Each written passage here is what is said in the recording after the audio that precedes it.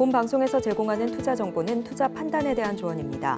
방송에서 제공하는 주식의 가치, 가격 상승 및 하락에 대해서는 방송사에서 보장하지 않습니다. 실시간 정보 브리핑입니다. 미국 대선이 5개월여 앞으로 다가온 가운데 대중국 관세가 새로운 전선이 됐다는 진단이 나오고 있습니다. 바이든 대통령은 앞서 중국산 전기차에 대한 관세를 현 25%에서 100%로 인상하는 것을 발표했는데요. 트럼프 전 대통령 역시 정권 탈환 시 모든 수입 제품에 10%의 보편 관세를 물리고 중국산 제품에는 60% 관세를 부과하겠다고 공약했습니다. 중국의 예금 규모가 8년 만에 2배 이상 증가하면서 중국 경제에 돈줄이 막히고 있다는 우려가 나오고 있습니다. 예금 증가율은 2016년과 2017년 한 자릿대였으나 코로나19를 겪으면서 2020년부터 두 자릿수대 증가율이 이어지고 있는데요. 중국 당국은 시중 통화량 감소를 막기 위해 지난해부터 예금 금리 인하를 유도하고 있지만 소비 위축 현상은 잘 해결되지 않는다는 분석입니다. 팔레스타인 무장정파 하마스와 전쟁 중인 이스라엘이 라파 지상전을 본격화하겠다고 발표했습니다. 앞서 바이든 미국 대통령은 이스라엘이 라파에서 대규모 공격에 나설 경우 무기 지원을 중단하겠다고 압박했는데요. 네타냐후 이스라엘 총리는 이스라엘이 홀로 서도록 압박받는다면 홀로 설 것이라며 라파 지상전 강행 의지를 드러냈습니다. 라파 지상전이 본격화되면 오일 가격에 변동을 줄지 관련 이슈 잘 살펴보시기 바랍니다.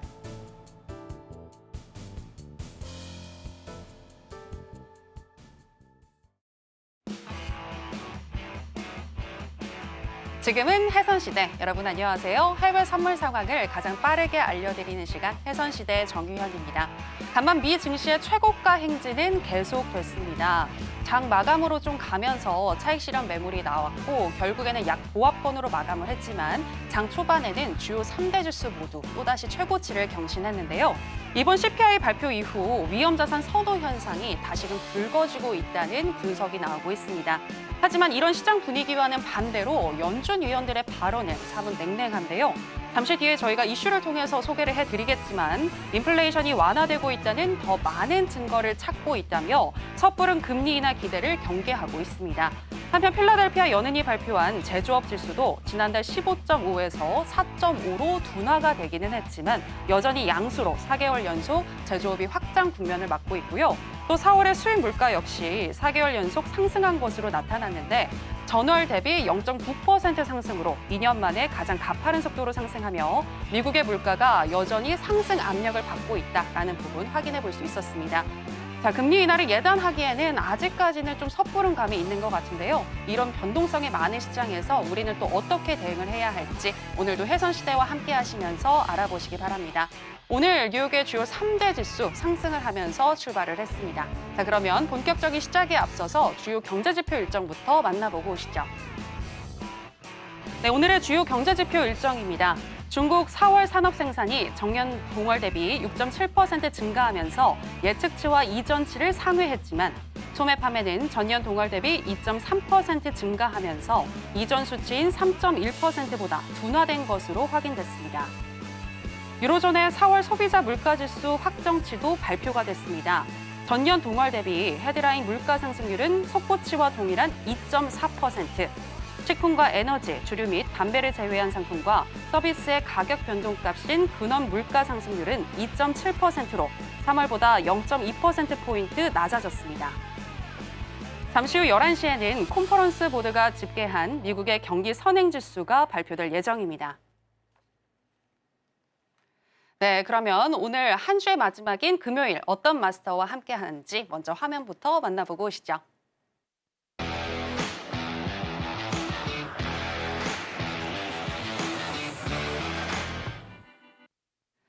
네, 오늘 해선시대는 허생 마스터와 함께하도록 하겠습니다. 마스터님, 안녕하세요. 네, 안녕하세요. 네, 시청자 여러분들께도 인사 부탁드리겠습니다. 네, 시청자 여러분 안녕하세요. 반갑습니다. 허생입니다. 또 한 주의 마지막을 여러분들께 정리를 해드리러 나왔습니다. 예, 다음 주 월 말이자 6월 달에 FOMC가 있죠. 예, 또 시장은 지표에 예민하게 반응하고 있습니다. 이번 주의 마감과 다음 주의 매매 기준을 오늘도 잡아드리고 안내해드리도록 하겠습니다. 잠시 후에 뵙겠습니다. 네, 허생 마스터님 항상 시장의 분위기를 잘 잡아주시고 또 어떻게 대응을 해야 할지 전략까지 잘 챙겨주시는 분이신데요. 허생 마스터님과 함께 하실 수 있는 방법 지금 하단에 나가고 있습니다. 참고해 주시기 바라겠고요. 자, 그러면 저희는 상품별 지금 현재 시세부터 그리고 이슈들 체크해 보도록 하겠습니다.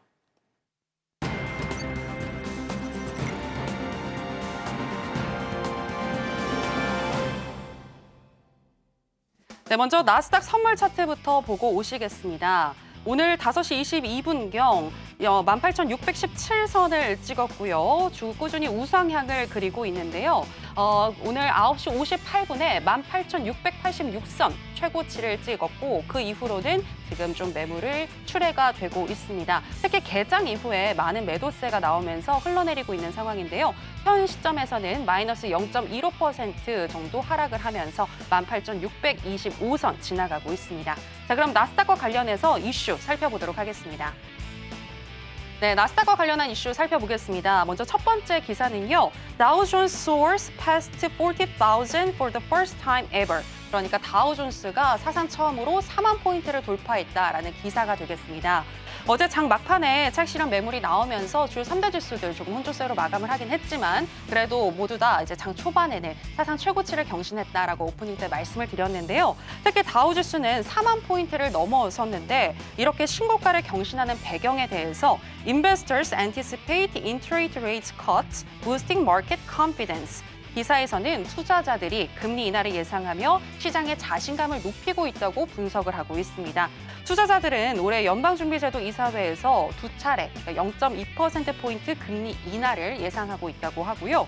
CME의 패드워치에 따르면 연준의 첫 번째 금리 인하가 9월에 이루어질 확률은 70%이며 LPL 파이낸셜의 수석 글로벌 전략가인 크로스비는 인플레이션과 소비자 심리 우려에도 불구하고 다우지수에 속한 기업들은 좋은 실적을 내고 있다고 로이터 통신에 보도를 했습니다.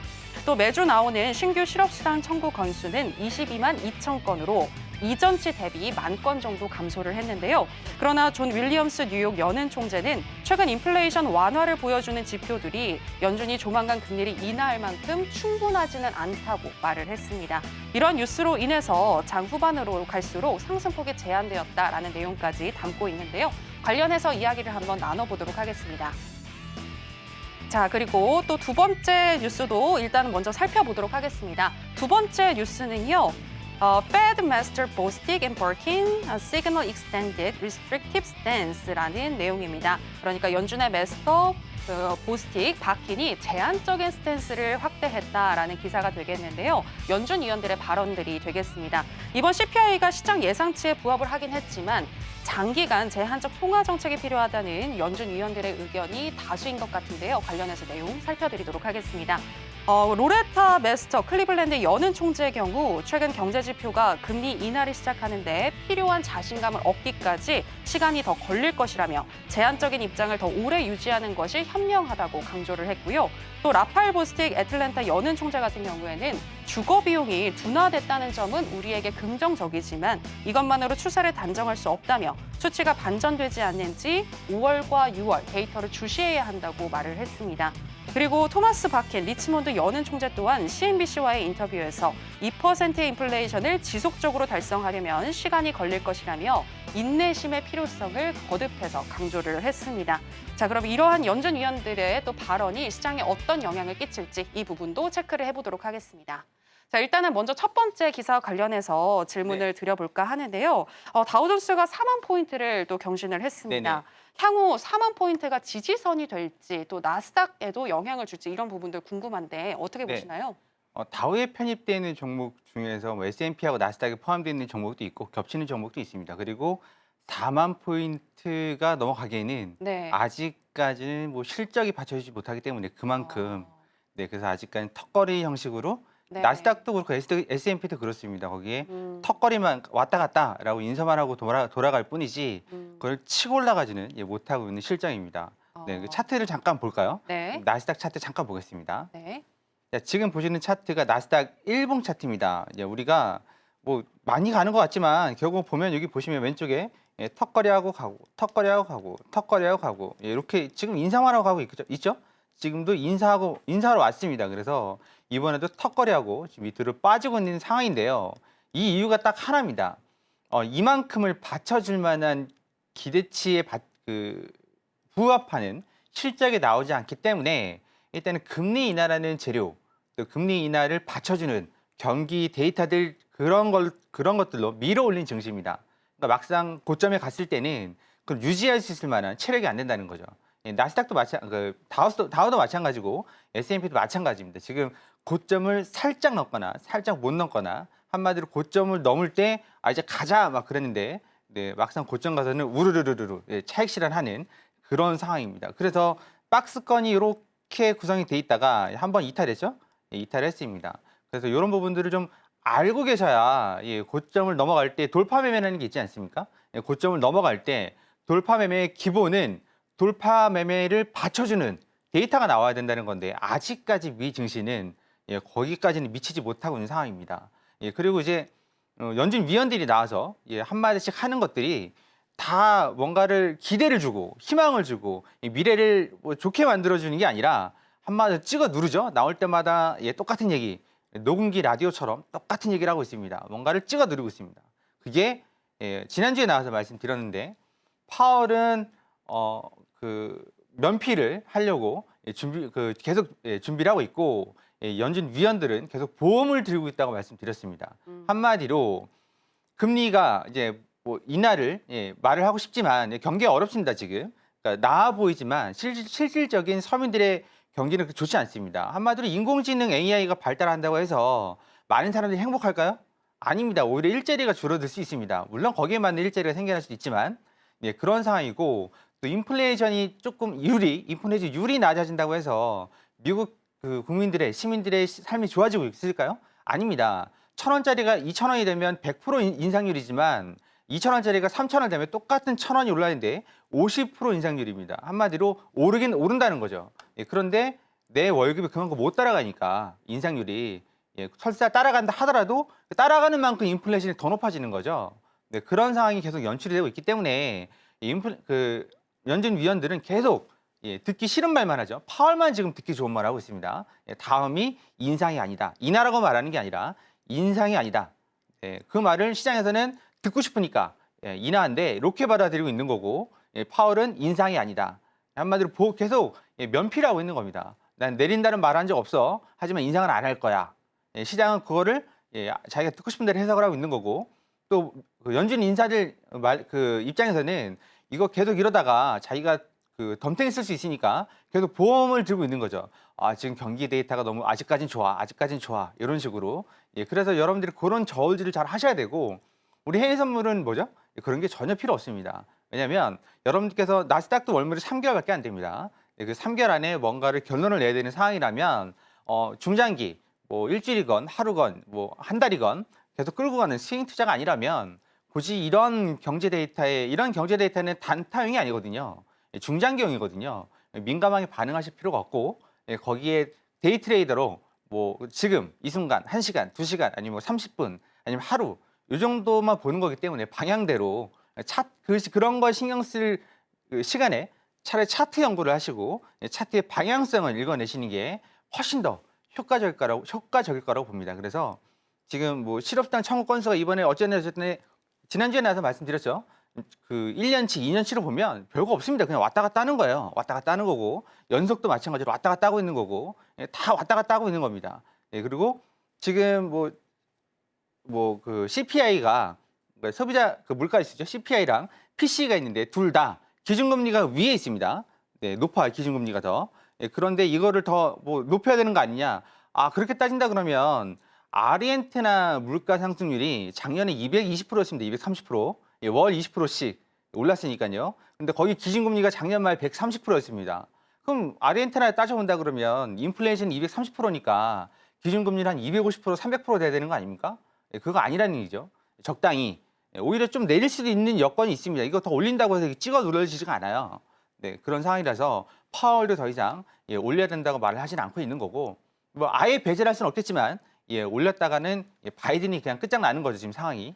그러니까 그런 부분을 따져본다면 여러분들께서는 그냥 그 연준 위원들이 말하는 거 또 그 얘기하네.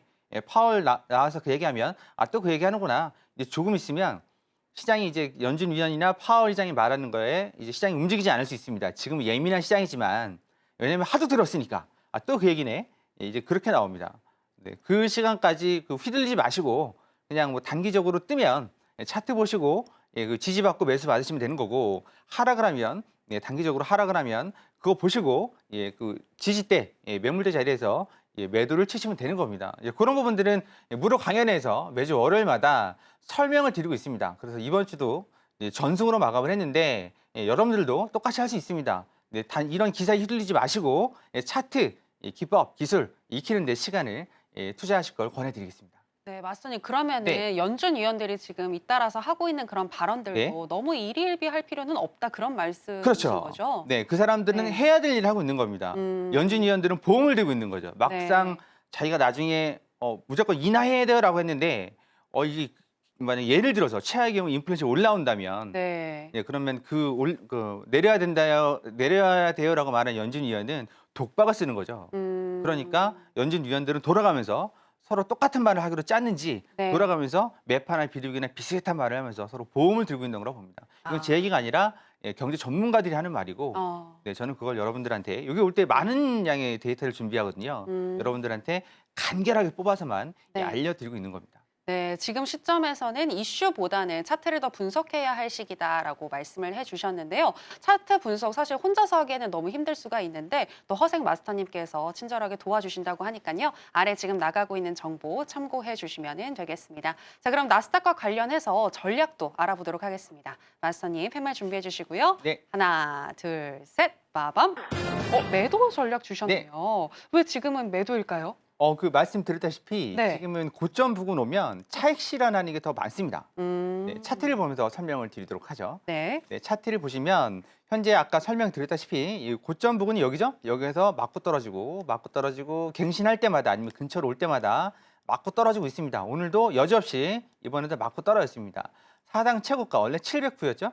760을 찍었다고 더 간다고 덤볐다가 이제 고점에서 물린 거죠. 이 자리를 혹시 여러분들이 만드신 거 아닌지 모르겠습니다. 여기 끝자리요. 이게 지금 이브니스타거든요.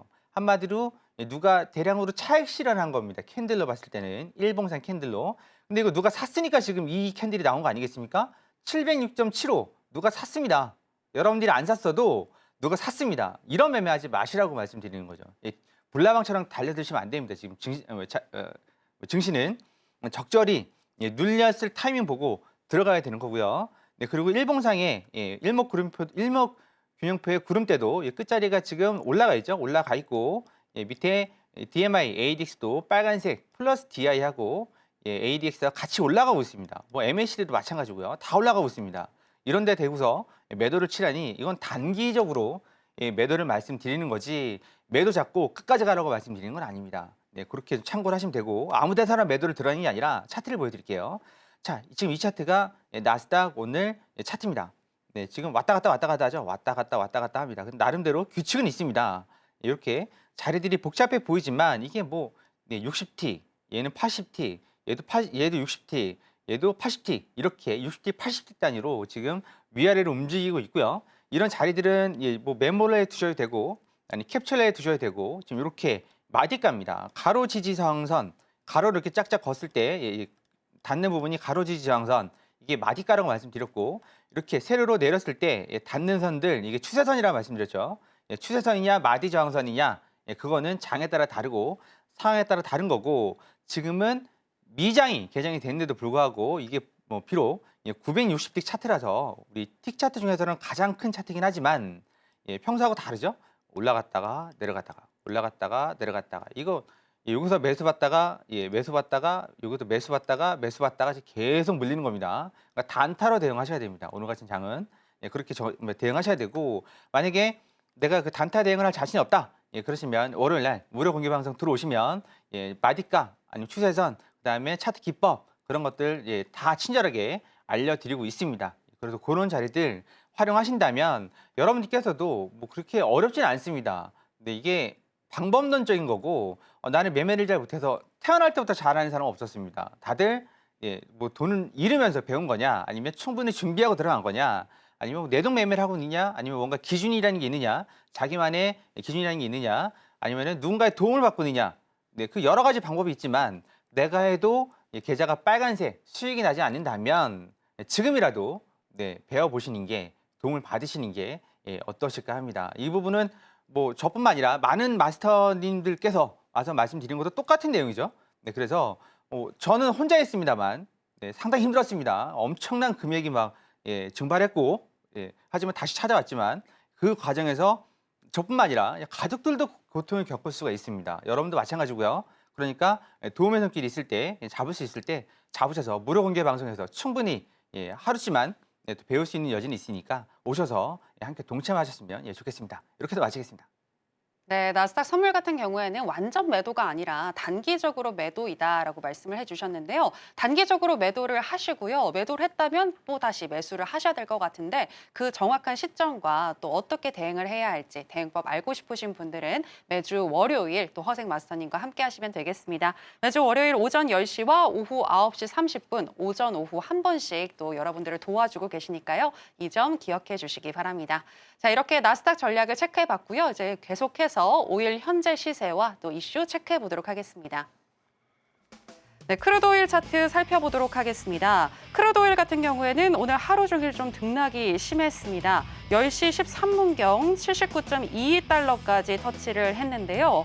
그리고 10시 58분에는 또 79.16달러도 터치를 했는데 그 이후로 계속해서 조금 흘러내리고 있는 상황입니다. 11시 경기 선행지수 발표가 있고 난 이후에 좀 하락폭을 키웠고요. 지금 현재는 조금 그래도 힘을 내주면서 0.17% 정도 상승을 한 78.88달러 선 지나가고 있습니다. 자, 그럼 오일과 관련한 이슈도 체크를 해보도록 하겠습니다.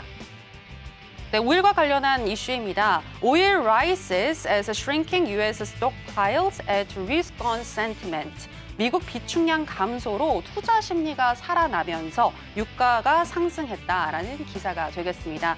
기사에 따르면 어제 유가 마감 상황에 대해서 전날 하락폭을 좀 만회를 해주면서 79달러 위로 올라왔지만 미국 벤치마크는 이번 달에 유가가 배럴당 약 77달러에서 82달러 사이에서 움직일 것 같다라고 이 기사에선 분석을 하고 있습니다.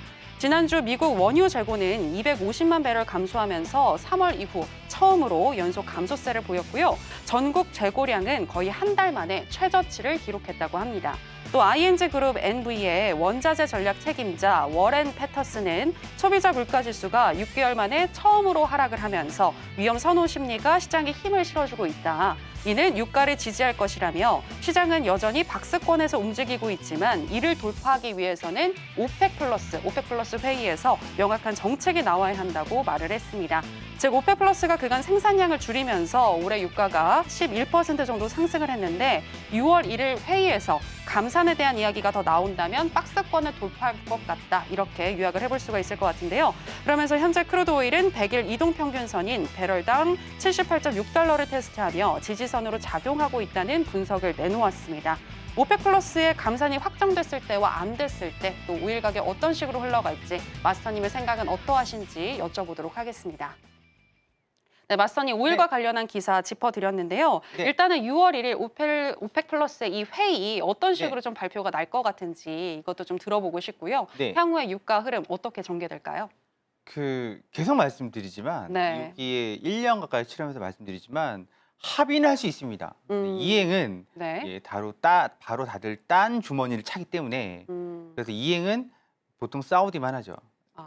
사우디만 합니다. 여러분들께서도 많이 속으셨을 건데 네네. 우리 줄이자 그래놓고 결국은 사우디만 줄이고 있고 나머지는 줄이니까 오일 가격이 올라가잖아요. 그거를 비싸게 팔고 있습니다. 그 얘기는 매달 한두 번씩 말씀드렸던 건데 이행은 다들 해요. 합의는 다들 해요. 줄이자. 근데 제가 뭐라고 말씀드렸죠? 오일은 대부분의 그 오일 판매된 금액을 저기 아메리카 쪽, 저기 북아메리카, 미국이나 뭐 등등 캐나다 등등 그런 데를 제외하고 중동 쪽은 대부분 다 국가의 그 재산입니다. 그래서 왕족들만 잘 먹고 잘 사는.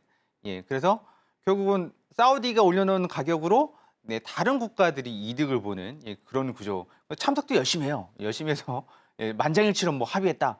합의는 한 거죠. 근데 뒤로 비싸게 다 팔고 있는 겁니다. 누가 먼저 파나 그러면서 결국 다 나오는데요, 데이터가. 네, 근데 그 중동산 원유를 미국에서는 뭐 쓰지 않기 때문에 대부분 아시아용이죠. 아시아에서 쓰기 때문에 또 미국도 산유국입니다. 그래서 그런 부분들은 좀 아시아한테 타격은 있겠지만 그것 때문에 뭐 오일이 합의를 전적으로 했다. 요즘 예전에 한 번씩 그러면 위로 튀었거든요. 근데 지금은 안 튀어요. 안 튑니다. 여러분들께서는 아시겠지만 아, 그런가? 이제 이 정도 수준이 되어버린 겁니다. 근데 사우디만 계속 그러고 있는 거고. 그래서 최소 60달러 이상만 되면 원유 산유국들은 남는 장사인 거고 사우디는 네옴시티 건설 때문에 80달러 이상이 돼야 되는 거죠. 그래서 80달러 이상을 유지하려고 사우디만 불이 나게 아주 그냥 눈에 불을 켜고 지금 유가를 올리려고 어떻게든 하고 있습니다. 다행히도 지금 진짜 다행인 건 러시아산 원유가 친구인 중국밖에 안 사고 있으니까 그게 중국은 되게 지금 수지 맞았죠. 거의 덤핑식으로 이제 원유를 그러니까 사고 있는 거니까 러시아산을 다른 유럽이나 그런 데서 못 삽니다. 네, 그 제재를 하고 있죠. 그런데도 아직까지도 러시아는 버티고 있다. 그 러시아는 참 대단한 국가다. 아직 2년이 넘었죠. 전쟁이 난 지. 그렇게 되고 있습니다. 그래서 그런 부분에 너무 민감하게 반응하지 마시고 계속 말씀드리지만 그런 부분들을 차트에 녹여서 좀 기준을 좀 세워 보시는 게 어떨까 그렇게 말씀을 좀 드리겠습니다. 그래서 그 원유 얘기는 그 이스라엘 부분 때문에 많이들 걱정들 하시는데 네. 지난주에 나와서도 말씀드렸습니다. 이스라엘하고 이란하고 한번 붙었죠? 2, 3주 전인가 붙었죠? 둘 다 놀랬다고 말씀드렸습니다. 이스라엘은 이란의 미사일이 본토에까지 날라온 건 처음이고 사상 처음 있는 일이고 뭐 한두 개도 아니고 무인 드론까지 포함하면 300개를 쐈고 근데 그거를 다들 뭐 착각들 하시는데 이스라엘에 그 아이언돔이 있죠. 이렇게 도시가 있으면 그 위로 막 이렇게 패트리어트처럼 막 요격을 하는 그거를 다 막아낸 게 아닙니다. 그 연합군들이 비행기가 뜨고 미사일이 뜨고 해서 이스라엘이 그 아이언돔을 해서 마지막으로 정리를 한 거지 이스라엘이 다 막아낸 게 아닙니다. 둘 다 놀랬어요. 이걸 다 막은 걸 보고 이란도 놀랬고 그거를 직접적으로 맞아 보니까 거의 다 막았지만 그걸 직접 자기네 본토에 새벽에 날라오는 것도 보고 놀랬고 둘 사이는 당분간 선이 그어질 거다. 서로 놀랬으니까. 그래서 이란이 직접적으로 이제 이스라엘을 공격하는 일은 거의 없지 않을까? 둘 다 놀래가지고 그렇게 보시면 됩니다. 그래서 이스라엘이 이란을 치면 어떡하지? 저희 같이 이제 매매하다 보면 한마디씩 하시는데 글쎄 절대 그런 일 없을 것 같습니다. 300개를 쐈는데 연합군이 다 막아줬습니다. 과연 이란이 무슨 깡으로 이스라엘을 뭐 가서 미사일 한 방 쏘겠습니까? 이미 끝난 얘기. 그리고 이스라엘도 자다가 새벽에 300개 또 때려 맞을지 모르니까 이번에 막을 수 있었던 얘기는 이란이 미국한테 기뜸을 해준 겁니다. 우리 한 몇 개 쏜다는 얘기는 안 하고 공격을 할 것 같아. 니네랑 공격 안 할 거니까 그렇게 알고 있어. 이렇게 미리 알려줬으니까 막은 거지. 만약 새벽에 300개를 다 쐈으면 다 맞는 거죠. 그 상황이. 그러니까 그런 부분 참고하셔서 너무 그런 쪽으로 예민하게 반응하지 마시고 이스라엘하고 전쟁을 벌이는 국가들은 이제 더 이상 산유국이 없을 것 같습니다. 그러니까 차트에 좀 집중하시는 게 좋지 않을까 그렇게 말씀드리겠습니다. 이렇게 마무리하겠습니다.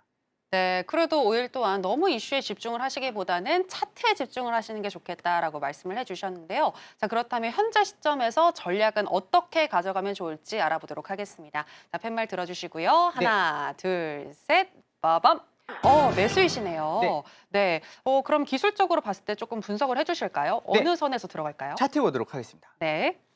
자, 지금 보시는 차트는 오일 차트입니다. 오일 차트고 지금 여기 박스권에 계속 머물러 있습니다. 박스권에 머물러 있어서 엄밀히 말하면 지금 매도를 받는 게 맞습니다. 매도를 받는 게 맞는데 한 가지 좀 중요한 사실이 하나 있습니다. 뭐냐면 여기에 있는 구름대 하단이 보이시죠? 구름대 하단 요 자리가 만약에 지지가 되기 시작한다면 올라갑니다. 요 자리요. 요 자리가 아이고 잠깐만요. 요 자리가 지지가 되기 시작하면 올라가기 시작합니다. 지금 살짝 지지가 되는 모습이죠. 거기다가 전환선이 여기 있습니다. 지금 여기 있습니다. 전환선을 딛고 일어서고 있죠. 그리고 앞에 구름도 이렇게 내려가야지 계속 하방이 유지가 되는 건데 평평해지고 있습니다. 평평해지면서 여기서 박스를 나타내고 있는 거고 마찬가지로 ADX, DMI 쪽에서도 추세가 살짝 꺾이면서 매수 쪽에서 올라오고 있습니다. 그럼 좀 디테일하게 알아보도록 하죠. 디테일하게 보면 차트가 이렇게 생겼습니다. 지금 76, 77 이 정도를 딛고 찌끔찌끔씩 올라오고 있습니다. 올라오고 있고 이게 어디를 뚫어야 되냐면 지금 이 자리죠. 상단 이 자리를 뚫어야 됩니다. 이 자리가 한 79.5, 79, 79.40부터 이 자리죠. 79.40 그리고 80달러만 뚫어준다 그러면 상승할 수 있습니다. 네, 만약 이 자리를 못 넘어간다 그러면 다시 한번 이 박스권으로 들어오게 됩니다. 이 박스권에 들어오게 되면 이제 매도를 치셔야 되는 거고, 네, 그리고 이 자리죠. 이 자리가 지지가 되는 걸 꼭 확인을 하셔야 됩니다. 이 자리 여기 지금 선 그어드렸습니다. 그 지지 달러 선이 얼마인 거죠? 그러면 이게 네. 지금 79.70, 60, 50. 79.50이요? 예, 50, 60, 70 정도가 됩니다. 50에서 70달러 정도. 네, 그 정도가 됩니다. 현재 기준으로 그 정도가 됩니다. 움직이는 거니까요. 예, 그리고 지금 그어드린 선들은 마디가면 좀 복잡하죠. 네, 그래도 최소 30틱에서 50틱 단위로 이제 마디가들이 벌어져 있고 이 자리에서 여러분들께서 그 차트를 보시면서 매수 매도를 좀 판단해 보시면 지금 900틱 차트, 960틱 차트고요. 마찬가지로 여기 앞자리가 양운으로 되어 있습니다. 양운으로 되어 있어서 지금은 올라가고 있는 단계입니다. 이런 올라가고 있는 단계에서 여러분께서 그 매도 치지 마시고 이렇게 보시면 올라가고 있는 단계고요. 여기에서 만약에 이 자리를 넘는다면 79.30 아까 5070이라고 말씀드렸죠. 5070을 넘는다면 이제 상방으로 턴을 할 수 있습니다. 만약 그 자리를 못 넘는다면 다시 한번 이 밑에까지 내려올 수 있으니까 이 자리를 체크 잘 해두셨다가 이 자리들에서 반등이 나오죠. 이렇게 반등이 2, 30틱씩 나오고 있습니다. 마디가만 알더라도 충분히 반등을 가져갈 수 있으니까 여러분께서도 그렇게 좀 참고하시면 되고 매도를 치시려고 그러면 위에서 보셔야죠. 이 자리들 80달러, 80.90, 네, 아니면 81달러 이렇게 보시면서 매도를 치시면 됩니다. 나는 좀 오일 같은 경우에는 왔다 갔다 좀 많이 하잖아요. 방향성 없이 왔다 갔다 합니다. 출렁출렁. 그런 게 싫으시면 나스닥으로 해보시는 게 더 좋으실 것 같고요. 난 이런 거 잘 모르겠다. 그러시면 월요일 날 무료 공개 방송 오시면 친절하게 또 안내를 해드리도록 하겠습니다. 자, 오일은 이렇게 해서 마무리하겠습니다. 네, 차트에 답이 있다라고 말씀을 하시면서 분석을 해주셨는데요. 79.50에서 70달러 정도 지지를 한다면 상승이 충분히 가능해 보인다라고 말씀을 해주셨습니다. 변동성이 큰 유가 관련해서 또 우리 전문가님과 마스터님과 이야기를 나누고 싶다 하시는 분들은요. 월요일날 공개 방송이 있다는 거 잊지 마시기 바랍니다. 자, 이렇게 유가까지 체크를 한번 해봤고요. 이번에는 골드와 관련해서 시세와 또 이슈 체크해 보도록 하겠습니다. 네, 골드 차트 살펴보도록 하겠습니다. 5월 이후에 전반적으로 우상향을 그리면서 2,409선 오늘 터치를 하기도 했는데요. 현재도 계속 좀 고점을 향해서 달려가고 있는 상황입니다. 11시 2분경에 2,408선을 터치를 했고요. 그 이후에는 거래량이 조금 준 가운데 계속해서 조금 왔다 갔다 하고 있지만 그래도 현재는 0.92% 정도 상승을 하면서 2,407선을 터치하고 있습니다. 관련해서 또 이슈도 살펴보도록 하겠습니다. 네, 골드 관련한 기사 살펴보겠습니다. 오늘의 골드 기사는요. 금, 은, 백금의 뜨거운 랠리는 아직까지 갈 길이 멀다라는 기사가 됐는데요. 지난주 수요일 CPI 발표 이후에 연준의 금리 인하 가능성이 또 높아지면서 금 가격 큰 폭으로 또 상승을 했습니다. 금값은 3주 만에 또다시 최고치를 기록했고 은은 3년여 만에 최고치를 기록했으며 백금과 플래티넘은, 그러니까 백금이 플래티넘인데요. 이 백금 플래티넘은 거의 1년 만에 최고치로 올랐다고 합니다.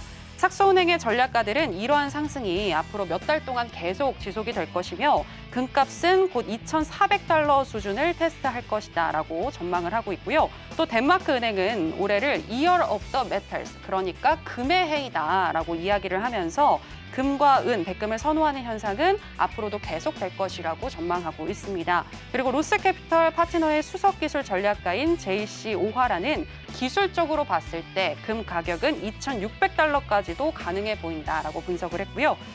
그리고 또 반대로 신중한 접근을 해야 한다는 의견도 있어서 이 부분도 소개를 해드릴까 하는데요. 네덜란드 은행 ING의 상품 전략가 에와 만티는 연준이 신중한 접근을 계속을 하고 있고 그리고 기대에 대한 심리는 현재 가격에 반영이 되고 있기 때문에 이번 분기에는 금값이 약세를 보일 것이라고 말을 했습니다. 2분기 금 가격은 평균 약 2,250달러, 올해 평균은 2,218달러가 될 것으로 예상한다고 분석을 했습니다. 자, 지금 금과 관련해서 올라간다 혹은 쪽은 좀 더 신중하게 접근해야 한다. 양반된 의견이 나오고 있는데요. 관련해서 이야기 나눠보도록 하겠습니다. 마스터님은 금 가격이 현재 지금 많이 올랐지만 네. 지금 보신 것처럼 약간 양쪽의 의견이 좀 네. 다른 것 같은데 마스터님은 어떻게 생각하시는지 궁금합니다. 그럼 4월 초부터 3,000달러 간다고 말씀을 드렸습니다. 네. 일단 2,400, 2,500은 기본으로 가고 3,000달러 간다고 4월 초부터 말씀드렸기 때문에 그 관점은 네. 전혀 변함이 없습니다. 어. 제가 잡고 있는 게 아니라 원자재 관련된 전문가들, 애널리스트들이 3월 달부터 4월 달 거쳐서 의견을 내는 게 2,400 기본 찍고 3,000달러 간다고 말씀드린 부분이기 때문에 네. 여러분들께서도 좀 진폭이 크죠. 예전에 비해서 커졌습니다. 그래서 그런 부분들을 좀 계속 물타기 하지 마시고 좀 방향성에 따라서 그냥 가셨으면 좋겠습니다. 그러면 골드가 왜 올라가는 걸까? 여러 가지 이유를 보게 된다면 일단 지정학적 위기가 있죠. 지정학적 위기가 있는데 예를 들어서 우리나라가 전쟁이 나서 없어진다 그러면 한국 원화 들고서 뭐 하겠습니까? 없어질 나라. 그거 골드로 갖고 있는 거죠. 경우에 따라서는 코인으로 갖고 있기도 하고요. 그래서 골드가 지정학적 위기에 터졌을 때 위로 슈팅이 나오는 이유가 그건 거고요. 또 하나는 이자가 없는데 은행에 돈을 놔둬서 뭐 하겠습니까? 물건을 갖고 있어야지. 아르헨티나 인플레이션율이 뭐 200%가 넘습니다. 그런 국가에서 저축한들 뭐가 의미가 있겠습니까? 다 치약 하나 사려고 해도 돈을 수레에 실어서 가죠. 네, 그런 상황입니다. 네, 그러면 실물인 그리고 전 세계 만국 공통인 골드가 훨씬 더 유리한 거죠. 네, 골드는 이자를 주지 않는다, 배당이 나오지 않는다라고 하지만 그래도 인플레이션을 해지하려고 그러면 상품 가격은 오르니까 당연히 골드 가격도 오르는 겁니다. 이제 문제는 뭐냐면 골드가 한 10년 전만 하더라도 1,900달러 정도 있었습니다. 근데 그 1,900달러가 지금 기준으로 따진다 그러면 인상률은 30%까지밖에 안 됩니다. 이 인플레이션은 50%가 넘게 올라왔는데 인플레이션조차 못 잡는 골드지 않느냐 이렇게 말들은 많이 나오고 있습니다. 하지만 화폐 가치는요. 화폐 가치는 반토막 났습니다. 어떤 국가들은 그렇게 따진다 그러면 골드가 그나마 해칭 역할을 할 수 있는 거죠. 그래서 골드는 중장기적으로 계속 상승을 할 거라고 봅니다. 어디까지 갈지는 누구도 모릅니다. 지금 3,000달러 말 나온 건 제 얘기가 아니라 원자재 관련된 전문가들이 말한 겁니다. 그 사람들은 밥만 먹고 원자재 얘기만 합니다. 골드가 많이 올라가니까 실버 사라고 얘기했고 실버가 또 올라가니까 기타 여러 가지 다른 원자재를 사라고 계속 조언했던 사람들이고 실질적으로 투기 세력들이 들어와서 많이 뛰어놓게 됐습니다. 그래도 골드도 좀 당분간 랠리가 계속되지 않을까. 금리 인하라는 기대감이 살아있을 때 나스닥 증시도 코인도 골드도 모든 자산군들은 위로 상승 랠리를 펼치지 않을까 그렇게 보고 있습니다. 이렇게 해서 기사 내용 마치도록 하겠습니다. 네, 골드는 3,000달러까지 갈 수 있다라고 말씀을 해주셨는데요. 과연 그렇다면 현 시점에서는 매수 전략을 과연 또 얘기를 하실지 한번 알아보도록 하겠습니다. 자, 마스터님 네. 정말 준비해 주시고요. 하나, 둘, 셋. 역시 매수이시군요. 네. 네, 그렇다면 지금 아무 때나 뭐 진입하면 되는 건가요? 아닙니다. 차트 잠깐 보도록 하죠, 우리. 네. 자, 지금 보시면 이게 일목균형부상의 나스닥 차트, 골드 차트인데요. 이렇게 평평하게 나와 있어서 한동안은 이렇게 해서 박스권을 그렸다고 말씀드렸고요. 지금은요, 구름 윗단이 올라가고 있고 아랫단도 올라가고 있습니다. 이제 상승을 시작한다는 얘기죠. 그래서 이렇게 올라가고 있는 겁니다. 차트만 제대로 연구하더라도 오늘은 올라가는구나. 네, 그리고 하락은 제한적이겠구나. 그런 것들은 아실 수가 있는 겁니다. 마찬가지로 우리 PD상 DMI랑 ADX 보시면 빨간색 선이 지금 위에 있죠. 그리고 ADX도 올라가고 있고 여러분들 좋아하시는 MACD도 지금 올라가고 있습니다. 다 올라가는데 나는 거기다 대고 매도를 쳐야 되겠어. 그러지 마시라고요. 계좌를 지키고 또 수익을 내시려면 적어도 분위기나 흐름을 따라가셔야 되는 거죠. 네, 그래서 좀 자리를 또 보도록 하죠, 우리. 자리를 보면 2,400을 넘냐 못 넘냐가 관건이었는데요. 네, 일단 넘었습니다. 그러면 이렇게 보시면 자리가 이렇게 있습니다. 네, 가장 가까운 매수 자리가 지금 2,400이고요. 보시면 2,400 그리고 2385, 네, 2375. 이거 2385, 얼마 차이 안 나는 거 아니야? 아니죠. 100틱 차이 나는 거죠. 끝자리까지 해서 골드는 치는 거기 때문에. 그리고 100틱 밑에 2365, 2357 이렇게 매수 자리는 있습니다. 매도 자리도 알려드리고 싶지만 매도 자리 알려드리면 또 매도 치다가 또 잘못될 수도 있는 거니까 그런 부분들이 필요하시면 무료 공개 방송 들어오시면 어떻게 차트를 해석하고 읽어내는지 안내해 드리겠습니다. 오전, 오후에 다 항생하고 나스닥으로 그 미장 준비까지 해서 다 교육까지도 해드리고 있으니까 하루치기 그 무료 공개 방송이지만 오셔서 많이들 배워가셨으면 좋겠습니다. 네, 이렇게 해서 마무리하겠습니다. 네, 2,400을 넘은 골드, 지금 골드 차트 같은 경우에는 보게 되면 다 상방 추세를 그리고 있기 때문에 향후에 충분히 올라갈 가능성이 높고 현재 시점에서는 매수 전략이 좋겠다라고 말씀을 해주셨습니다. 구체적으로 나 혼자 하기에는 좀 어렵기 때문에 마스터님과 함께 하시면서 어떻게 대응할지 이런 부분들 자세히 알고 싶다 하시는 분들은요. 월요일 날 오전과 오후 두 번에 걸쳐서 또 허생 마스터님께서 옆에서 또 좀 알려주시니까요. 직접적으로 마스터님께 피드백을 받고 싶다 하시는 분들은 아래 나가고 있는 정보 확인해 주시면 되겠습니다. 자, 그러면 허생 마스터님이 구체적으로 어떤 상품으로 얼마나 수익을 났는지 궁금하신 분들 많으실 것 같은데요. 허생 마스터님의 매매 일지 살펴보고 오시겠습니다.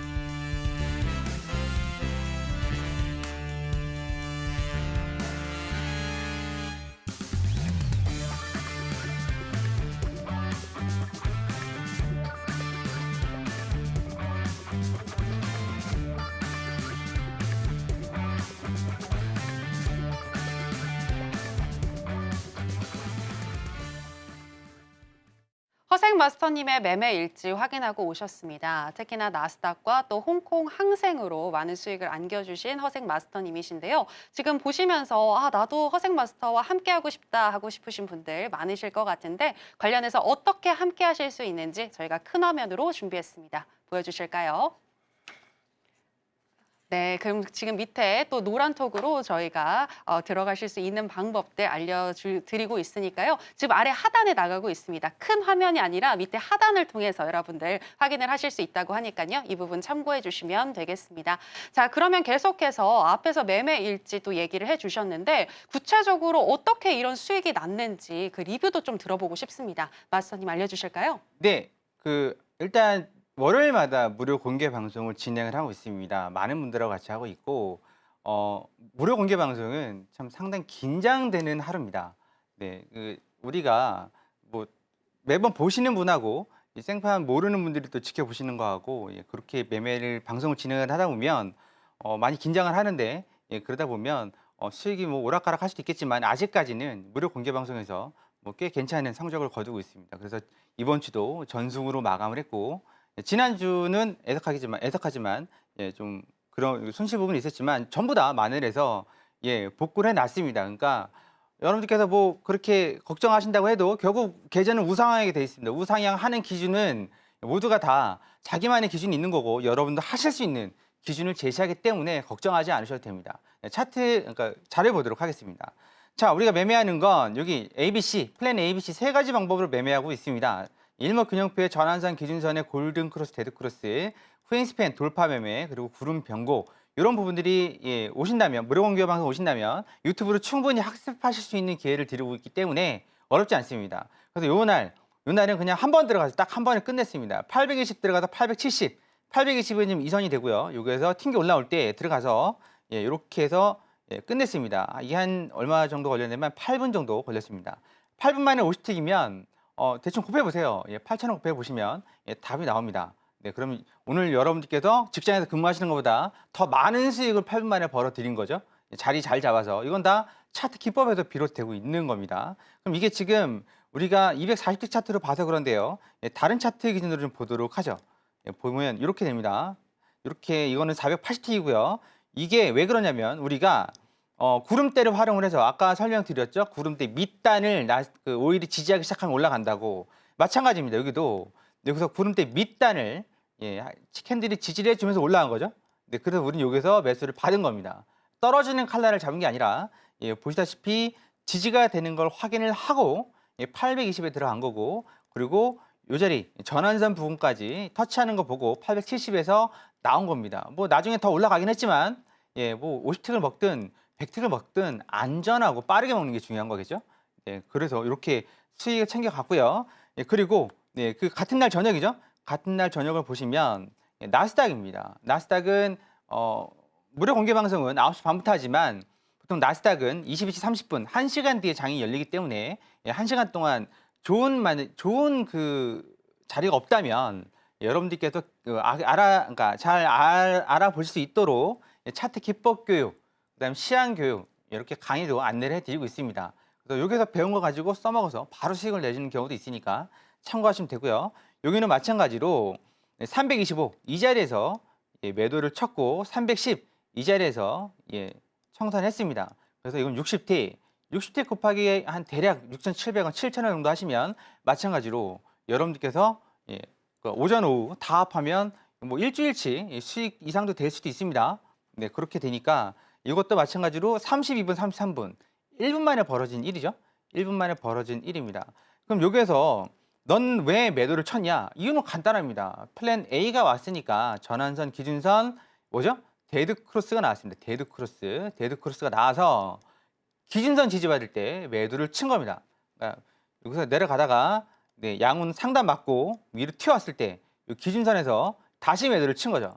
그래서 여기 차트 기준선 또는 아까 말씀드린 여기 차트 구름대 하단 여기까지 해서 60틱을 챙겨간 거고 훨씬 더 많이 내려가긴 했는데 아쉽긴 하지만 그래도 여기서 왔다 갔다 하면서 비벼서 내려갈 구멍을 찾고 있는 거죠. 여기서 왔다 갔다 하면 여러분들께서는 아마 튕겨져 맞고 올라올 때 이쯤에 정리를 하기 때문에 40틱밖에 수익을 못 가져갈 겁니다. 그래서 그걸 감안해서 모두가 다 함께 같은 수익을 내는 게 중요한 거 아니겠습니까? 그래서 쭉 뻗을 때 지지 저항선에서 정리를 한 겁니다. 이거를 조금 더 다른 차트로 보도록 하죠. 조금 더 큰 차트로 보면 이렇게 됩니다. 이것도 마찬가지로 여기 하단에서 댕강 매달려 있죠. 5일도 이렇게 지지가 되면 아까 올라간다고 말씀드렸습니다. 마찬가지로 여기서도 이렇게 떨어지면서 데드크로스를 만들어냈습니다. 우리는 작은 차트 데드크로스 확인하고 앞에 구름대가 휘는 걸 보면서 들어간 겁니다. 아까 차트가 골드도 마찬가지로 구름대가 위로 향하고 있다고 말씀드렸죠. 지금 나스닥은 밑으로 향하고 있으니까 매도를 들어간 거죠. 그러니까 이 기준만 세 가지 기준만 있으시면 여러분들도 충분히 수익 마감할 수 있습니다. 장운이 따라져서 이번 주에 전승으로 마감을 했지만 전승 마감은 둘째치고 이번 달 17거래일 중에서 17일 중에서 딱 하루 손실 났습니다. 나머지는 다 승리를 했고요. 지난달에는 딱 3번 패배를 했고 나머지는 다 승리를 했습니다. 기준이라는 게 이렇게 있으면 여러분들도 수익을 낼 수 있습니다. 그런 것들은 월요일 날 하는 무료 공개 방송에서 하나씩 알려드리고 있고 또 오시는 분들한테는 유튜브용 강의도 경로를 또 안내를 해드리고 있으니까 오셔서 많은 도움 받으시고 여러분들 계좌 색깔을 이제부터라도 바꿔보실 걸 권해드리겠습니다. 이렇게 해서 마무리하도록 하겠습니다. 네, 허생 마스터님의 매매 스타일과 그리고 매매 수익률에 대해서 보다 구체적으로 알아보실 수가 있었는데요. 분명히 들으시면서 나도 좀 가까이에서 허생 마스터와 직접 이야기를 나누면서 대응법 알고 싶다 하시는 분들 계실 것 같은데 월요일 날 오전 10시와 그리고 오후 9시 50분 두 차례에 걸쳐서 또 여러분들께 도움을 드리고 있으니까요. 이 부분 기억해 주시기 바랍니다. 자, 그러면 여기서 마스터님과는 인사 나누도록 하겠습니다. 마스터님, 오늘 고맙습니다. 네, 감사합니다.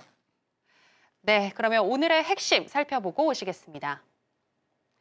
해선시대 오늘의 핵심 살펴보도록 하겠습니다. 먼저 나스닥 선물 같은 경우에는 완전 매도는 아니고 단기 매도 전략 주셨는데요.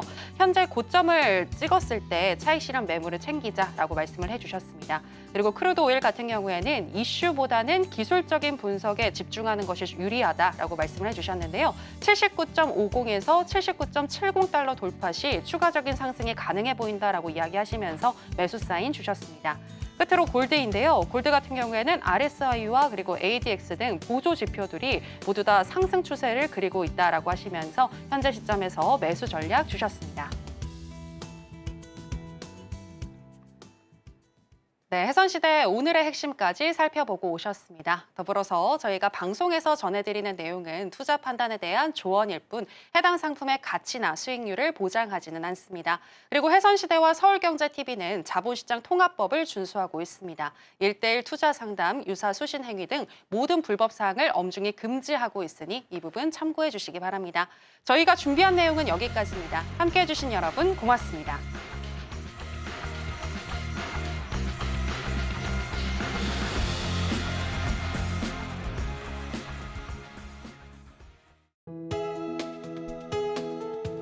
본 방송에서 제공하는 투자 정보는 투자 판단에 대한 조언입니다.